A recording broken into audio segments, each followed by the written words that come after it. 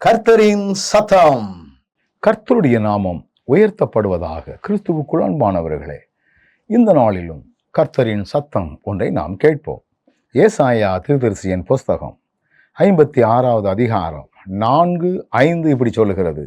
என் ஓய்வு நாட்களை ஆசரித்து எனக்கு இஷ்டமானவைகளை தெரிந்து கொண்டு என் உடன்படிக்கையை பற்றி கொள்ளுகிற அந்நகர்களை குறித்து கர்த்தர் சொல்லுகிறது என்னவென்றால், நான் அவர்களுக்கு என் ஆலயத்திலும் என் மதில்களுக்குள்ளும் குமாரருக்கும் குமாரத்திகளுக்கும் உரிய இடத்தையும் கீர்த்தியையும் பார்க்கிலும் உத்தம இடத்தையும் கீர்த்தியையும் கொடுப்பேன் என்றும் அழியாத நித்திய நாமத்தை அவர்களுக்கு அருளுவேன் அப்படின்னு சொல்லி ஆண்டவருடைய வார்த்தை இங்கே சொல்லுகிறது.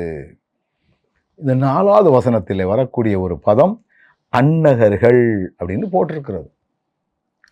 அந்நகர்களாய் பிறப்பவர்களும் உண்டு, அந்நகர்களாக மாற்றப்பட்டவர்களும் உண்டு. அந்நகர்கள் என்பவர்கள் திருமணம் முடியாமல் ஆண்டவருடைய பணியை செய்கிறவர்கள். சிலர் அழைப்பை ஏற்றுக்கொண்டு அந்நகர்களாக இருப்பார்கள். சிலரோ தன்னுடைய குடும்ப சூழ்நிலையை நிமித்தமாக தங்களை அந்நகராக மாற்றிக்கொள்வார்கள். அழைப்புக்கு கீழ்ப்படிந்து அந்நகராக மாற்றப்படக்கூடியவர்கள் அநேக பாவ இச்சை போன்ற காரியங்களுக்கு ஆண்டவருடைய பலத்தினாலே எளிதாக அதை மேற்கொள்வார்கள்.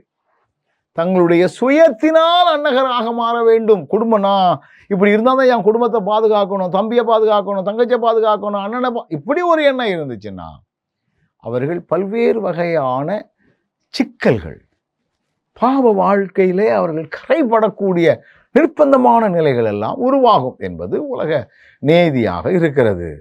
ஆண்டவர் அவர்களுக்கென்று ஒரு உரிய இடம் வைத்திருக்கிறார், கீர்த்தி வைத்திருக்கிறார், புகழ் வைத்திருக்கிறார். எல்லாத்துக்கும் மேல அழியாத நித்திய நாமம். ஆண்டவர் தான் எனக்கு, உலகம் அல்ல, ஆண்டவருக்காகவே அப்படிங்கிற ஒரு எண்ணத்தோடு வாழக்கூடியவர்கள்.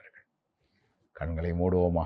நல்ல ஆண்டவரே, அந்நகர்களுக்காக நீர் வைத்திருக்கிற இந்த மேன்மையான காரியங்களை புரிந்து உம்மில் மகிழ்ந்து களி கூறக்கூடிய பலனை கொடுத்து வழி நடத்தும். இயேசுவின் நாமத்தில் ஜெபிக்கிறோம் நல்ல பிதாவே.